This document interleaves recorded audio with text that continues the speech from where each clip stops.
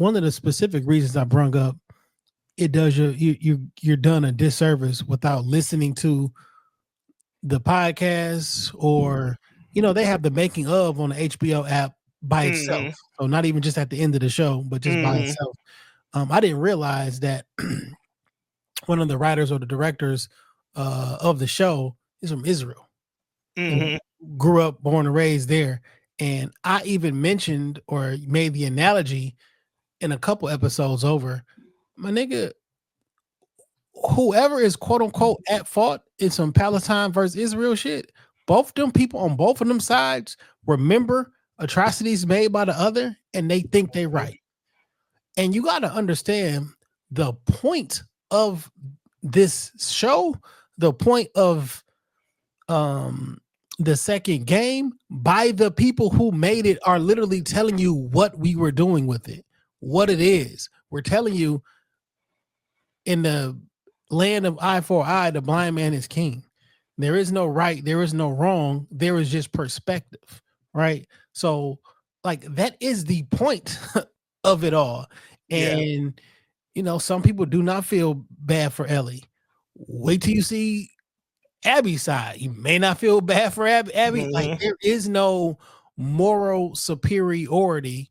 You come to find that out while playing the game or just knowing or what have you. But like, for me, with movies and television shows and things of that nature, I view those as art, and I view those specifically so we can have conversations like we're having now about the art, about the message. Mm-hmm. What do you think that says about insert here? You got people who are strictly right wing because of certain things that have happened to them in their lives. You got some people who are strictly left wing, or you got some atheists out here. You got some true believers out here. It's like everybody think they right, and to their own extent, to a certain extent, everybody is. But like that's the point of this all, to have Yeah. the conversation, to express that. It's interesting, right? To the point of moral superiority. Probably my favorite, or one of my favorite scenes from this episode was Jesse basically putting Ellie in her place, you know what I'm saying? Letting her know, like, the shit you do for a community is non-existent. I do everything for everybody around me. You do shit for you. You selfish. And she basically gave, or he basically gave her a longer speech than the one she gave to Joel back that night at the dance and shit back in Jackson, where she was telling Joel, you're selfish. You know what I'm saying? That nigga Jesse had to let her know, bro, you don't fucking think about nobody but you. And then in the same, couple hours, that nigga running ahead to save the day got his shit popped right off, nigga. And it's kind of crazy when you think about it, because all the people, when you think Jesse, when you think Joel and shit, when you just kind of go back throughout the series, everybody who's had this sort of like, hey, I'm the protector, I guide, I lead, I'm here for my community, da, da, da.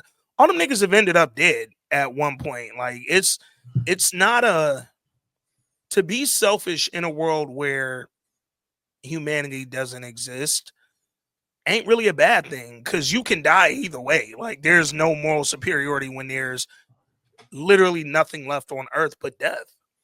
But I liked not Abby, Ellie's comeback though. Like, nigga, you think you better than me? Oh, because you care about these 42 people. You think Mhm. that supersedes the love or the quote unquote community that was Joel for me. Yeah. So if Yeah. something happens to your community, let's ride. If something happens to my community, we're not doing it. And you saying it from this place of, I'm a better person. We just watched Mhm. a kid die. I'm ready to go help out. You was like, nah, that's not our shit. Well, man, that's the whole idea about some people who be black power this, white power that. This is the argument, by the Yeah. way, for Black Lives Matter versus All Lives Matter. As black people, I think we understand where that comes from, but from the outside looking in, like, no, nigga, you can't just look out for you. All of us matter. Mhm. And you up against a brick wall, because you like, nah, but the Black Lives Matter. My community matters. I get that. But what about, and it's like, who wrong? Yeah. Like, how do I And tell that's you? again, that's why I think it's so important, right? To consider, nigga, right now, Earth is dissolving. Nigga, there's not much preservation left on the planet. Um, and what little there is, like think about the Seraphites and the wolves, right?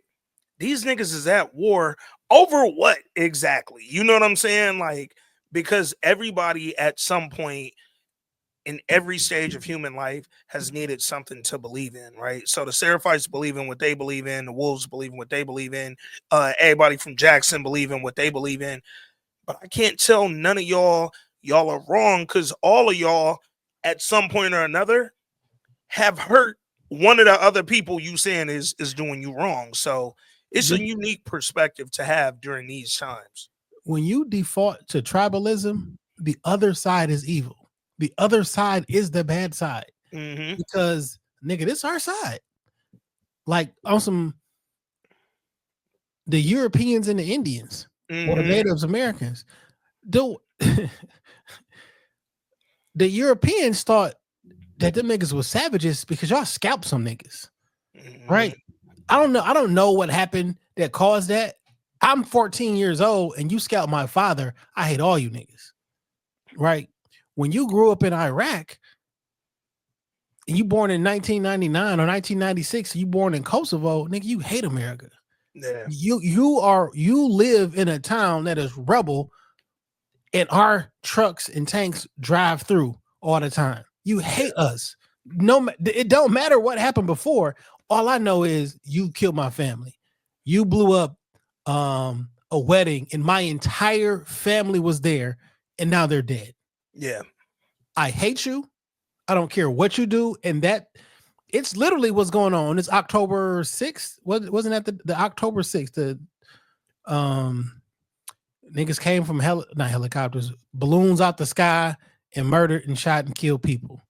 That was they did that to the Israels in Israel. So they like, oh, you did that? We bomb you off for 15 months. Yeah. Like, sorry, you did it.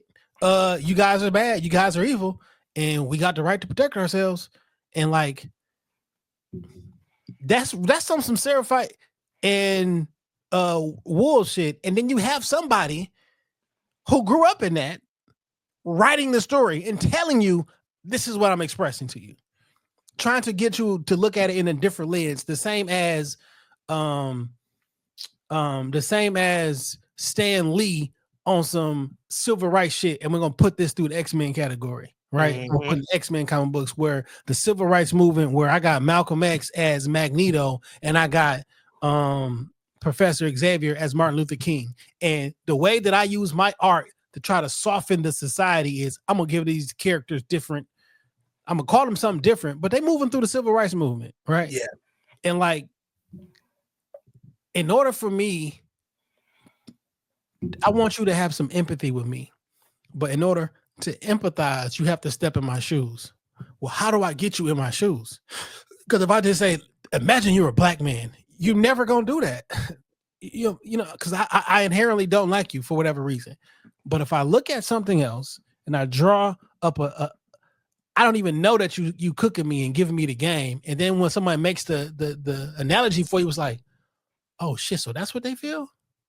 And I think that's one of the reasons why this game was made. I think that's one of the reasons why this show was made. And it's there's a Last of Us. Think about it. Like The Walking Dead wasn't about the zombies. I don't think those were the Walking Dead. The Yeah. Last of Us. When we get down to it, we gonna result to tribalism. This tribe is better than that tribe. And if you cross the line, we murder and we killing.